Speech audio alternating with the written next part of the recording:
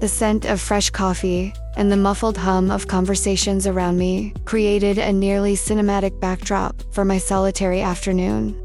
Sitting at a table near the window, I slowly stirred my cappuccino, absent-mindedly watching the bustling streets of New York.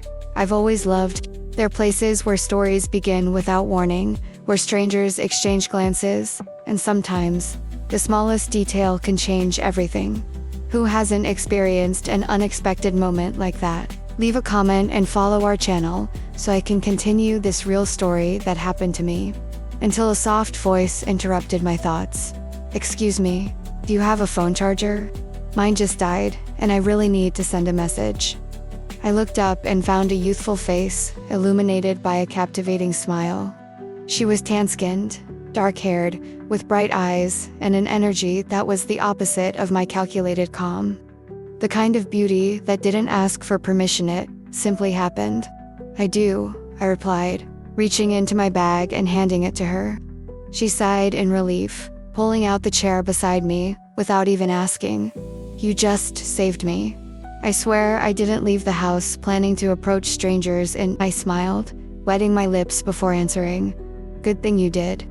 Otherwise, my afternoon would have remained boring.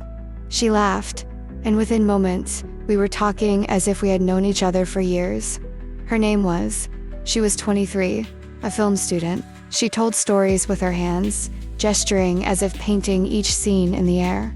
I, at 53, listened with an interest that went beyond what it should. There was something in the way she looked at me that made me forget the age gap. Forget that I wasn't the kind of person to let myself get carried away. Inside that cafe, time seemed to slow down, creating a space where only the two of us existed. She rested her chin on her hands and studied me with an intense gaze. You have that mysterious woman aura, you know? Like a book character, elegant, confident, but with a well-kept secret. And what makes you think I have a secret? Every interesting woman does. The air between us thickened. My body reacted to her proximity before my mind could even process it. Then, her gaze flickered to my lips, and the intention became clear. The tip of her tongue briefly swept over her own lip, before she bit the corner of her mouth. A simple gesture, but one that sent a warning through my body. Was she flirting, or was I seeing something that wasn't there?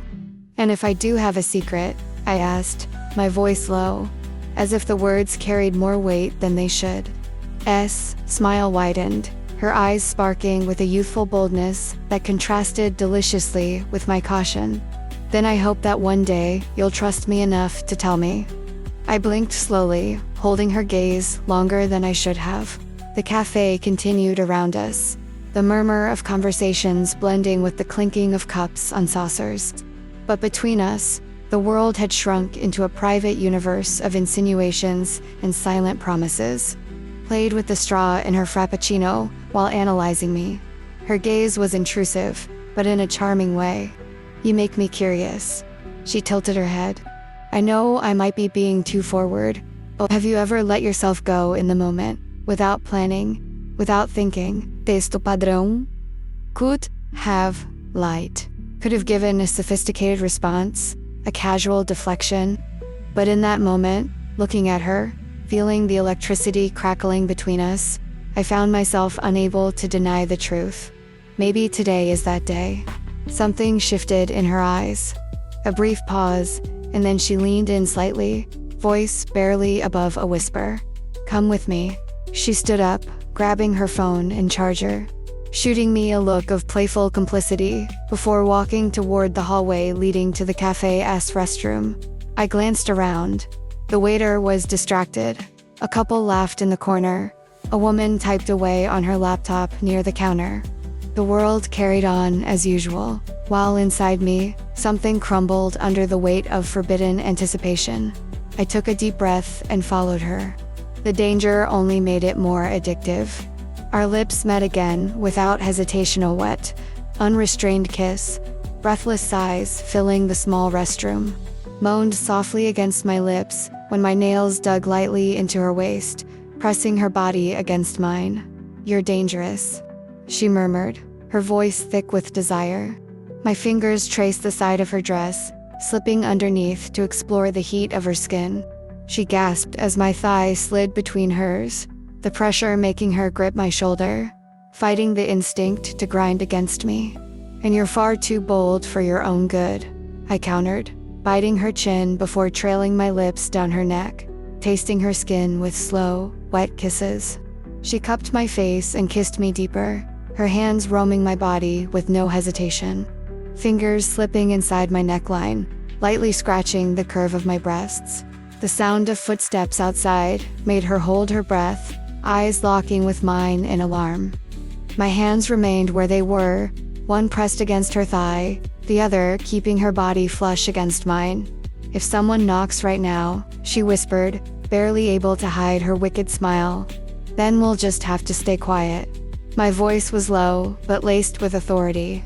Her eyes gleamed with the provocation, but her body told no lies. She was already trembling against me, barely holding back a moan. But time isn't forgiving. A sound outside, footsteps a little too close, and we both froze.